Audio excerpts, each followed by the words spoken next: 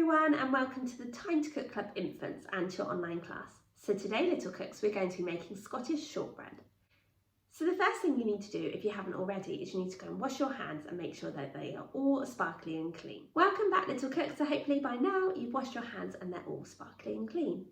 So the next thing we need to do is we need to sing our very special Time to Cook song to get us in the mood to bake. And this song does have actions. So when you see this, you're going to go chop, chop, chop, chop, chop. And when you see this, you're going to go mash, mash, mash, mash, mash, like mashed potato or mashed banana. When you see this, you're going to go stir, stir, stir, stir, stir with your spoon. And when you see this one, you're going to go roll, roll, roll, roll, roll with your rolling pins. And last but not least, when you see this one, you're going to go pat, pat, pat, pat, pat, as if you're patting down cookie dough or pizza dough. So go and grab your grown-ups and use it as the perfect excuse to have a really good boogie around your kitchen. I'll be listening out from my kitchen to see if I can hear you guys singing along in yours. Get ready, it's time to cook today. Get ready, we're gonna have some fun. Get ready, it's time to cook today and show everyone what we've done. We're gonna chop, chop, chop, chop, chop it up. Great chopping, little cooks, well done. We're gonna mash, mash, mash, mash, mash it up. Keep mashing, great work. We're gonna stir, stir, stir, stir with a spoon. Keep stirring, well done. It will be ready soon. Get ready, it's time to cook today. Get ready, we're gonna have some fun. Get ready, it's time to cook today and show everyone what we've done. We're gonna roll it, round and round. Well done, great rolling, guys. We're gonna pop, pop, pop, then ba-bam, pound. Are you ready to pop it in the oven? In the oven on a tray. Don't forget to pop your chef's hats on, little cooks. We will be chefs today. Get ready, it's time to cook today. Get ready, we're gonna have some fun. Get ready, it's time to cook today and show everyone what we've done. Where's your jazz hands, guys? It's time to cook. Yeah! Well done, little cooks. That was absolutely awesome. Fantastic actions and fabulous singing. I did listen out from my kitchen and I heard you guys singing along in yours. You rock. So we have washed our hands and made sure that they're all sparkly and clean. And we have also sung our very special Time to Cook song to get us in the mood to cook, which must mean that we're all ready to start. So hopefully if you're joining me today, you have all of your ingredients weighed out, measured and ready to go, and also the equipment from the equipment list. So let's make a start. So our Scottish shortbread is going to be in the shape of a circle. So you'll need to draw around the bottom of an 8-inch or 20cm round cake tin with a pencil onto some non-stick baking paper. And then what you need to do is you need to leave about an inch all the way around the circle to make it bigger and then cut it out, okay? So you might need to ask your grown-up for a little bit of help cutting it out. But this is basically going to act as our guide so that we know how big and what shape to make our shortbread, okay? So like I said, I'm leaving an extra inch all the way around, like so. So you should end up with something looking a bit like this, okay? So you've got your pencil line where the circle was, and then you've got a bigger circle because you've left about an inch all the way around the circle to make it bigger. So the first thing you need to do is you need to sift your flour and your corn flour together into a mixing bowl. So you're just using your spoon to draw circles in the sieve, and then what that will do is it will move the ingredients or the flour and the corn flour from the sieve into your bowl, because your sieve's made up of lots of little holes, so the flour and the corn flour will go down the holes into your mixing bowl. You also need to add your sugar, and you're going to give that a stir with your spoon. Now, if you haven't already, you need to cut your butter up into small pieces, as this will make it much easier to rub it into the dry ingredients. So we need to follow our golden time to cook rules when it comes to chopping, and that is that we always chop on a chopping board, we're always watching what we do at all times, and we're keeping our hands and fingers well away from that sharp blade. So we're just going to chop the butter into small pieces, like so. And then once we've sliced up our butter, we're going to cut it up into smaller cubes, okay? Just be careful about where your fingers are, okay, when you're cutting.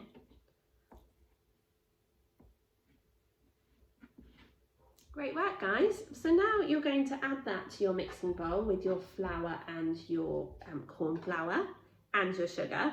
And then what you're going to do is you're going to use your fingers to rub the butter into the other ingredients, okay? So when we rub fats into dry ingredients, we're just going to use our tickly fingers, okay? So we're rubbing the fats through the dry ingredients. So it's a good idea to keep your hands down in the bowl, as that will stop the ingredients kind of overflowing onto your work surface, okay?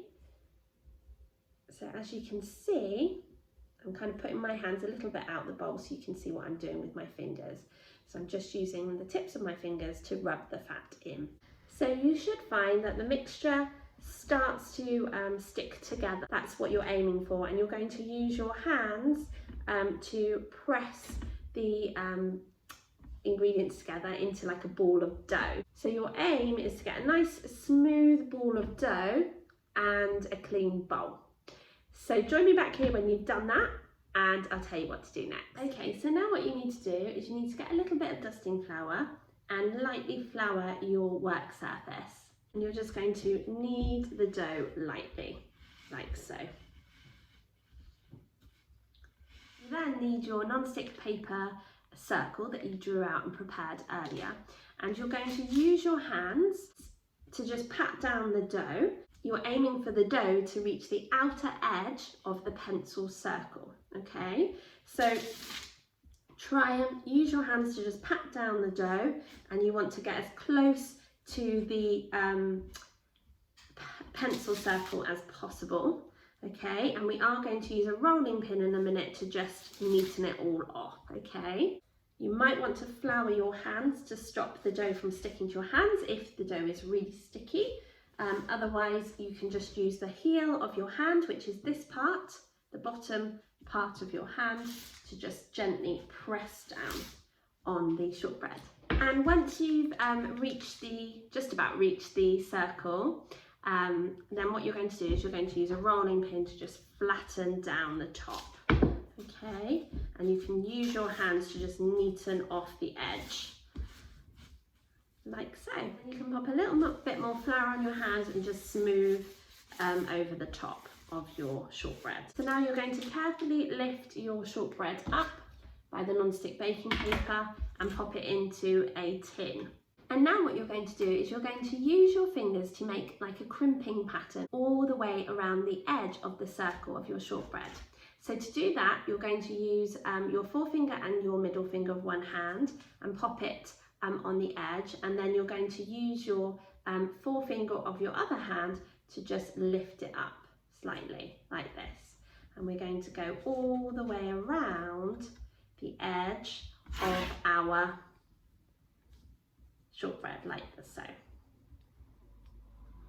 And then with a knife, you're just going to score your shortbread into 8, okay? So when scoring is where you don't cut all the way through, you just kind of leave a mark on your shortbread. So we're going to cut down in half, okay? And then we're going to cut it into quarters, so that's 4. And then we're going to cut each quarter in a diagonal to make 8, okay? Like so. So it's like you're chopping up a pizza really. And then with a fork, you're just going to prick your shortbread, okay? So I'm doing kind of 2 pricks of a fork on each piece of shortbread, like so. And then you need to pop your shortbread into the fridge to chill for 30 minutes. So whilst your shortbread is chilling out in the fridge for 30 minutes, you need to go and ask your grown-up to preheat the oven to either gas mark 3 or 160 degrees or 140 degrees if you're using a fan oven. The reason why we need to go and ask our grown-ups to do this special job is because ovens can get very hot and so can be very dangerous, and we definitely don't want any burnt hands or fingers today. The reason why we need to preheat the oven is to make sure that the oven is at the perfect temperature for when we're ready to pop our shortbread into it. So after your shortbread has been chilling out in the fridge for 30 minutes, you need to go and ask your grown-up to pop your shortbread into your preheated oven for 45 minutes, or until the shortbread is a lovely pale brown colour. Once your shortbread is cooked, your grown-ups can remove the shortbread carefully from the oven, and grown-ups, you'll want to just go over the top of the lines that we scored out earlier, which will make it much easier for you to cut your shortbread. You and your grown-up can also then dust the top of your shortbread with some more caster sugar. You're going to leave the shortbread to cool on the baking tray for another 5 minutes. Before grown-ups, you can carefully lift the shortbread off of the non-stick baking paper using a fish slice. And grown-ups, you'll want to transfer your shortbread onto a cooling rack, as this will allow your shortbread to cool down quickly. And when your shortbread is completely cool, you can break off a wedge of shortbread, as the score lines on your shortbread should make it much easier to do that. And you can enjoy it with a lovely cup of tea or a nice cold drink. So for an extra special treat, what you can do is you can keep your shortbread as a whole circle. You can whip up some cream and pop the cream on once your shortbread is cool, and then you can top it with some fresh strawberries to make like a really beautiful strawberry shortcake.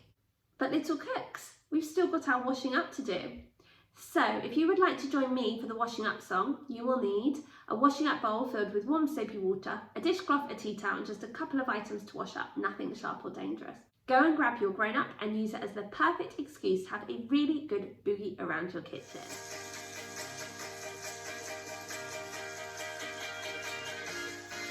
Now it's time, and now we're done, to have a different type of fun.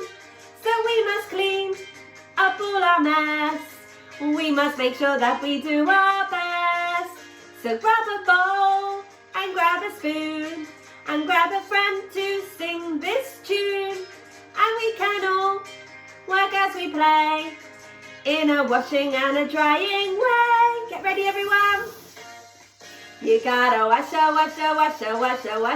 up. A scrub a down in the tub. You gotta wash it till it's clean, the cleanest you've ever seen. You gotta swish it and swash it and swirl it around, making swishing and swashing and swirling sound. You gotta wash it up until the baking time is up. Well done, little cooks. Should we do some dancing? Are you ready? So let's start off with our disco arm. Well done. Good disco arms. Should we do the other one? Fantastic. Let's have a disco in our kitchen, guys. Can you do them both together with a wiggle? Are you ready? Wiggle your hips. Wowee, what amazing dance moves. Fantastic. Well done. Right, can we do our rainbow arm? Ready? Well done. Brilliant work.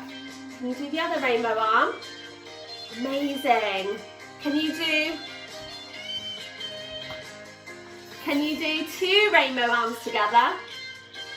Wow, well done. Great work, guys. Fantastic. Can you do smoky eyes? Can we go under the sea as well? Woo, and again. Woo! You gotta wash it up. And scrub it down in the tub. You gotta wash it till it's clean, the cleanest you've ever seen. You gotta swish it and swash it and swirl it around, making swishing and swashing and swirling sounds. You gotta wash it up until the baking time is up. Woo! Well done, little cooks. That was absolutely awesome. fantastic dance moves and fabulous washing up. You guys rock. So I really hope you enjoyed making your Scottish shortbread with me, but more importantly, I hope you enjoyed eating it and sharing it with your family and friends. And that's the end of our July staycation menu. So I really, really hope that you enjoyed doing the dishes as much as I enjoyed doing them with you. So next month we have a really exciting new menu to look forward to, and we're going to be sharing that with you soon.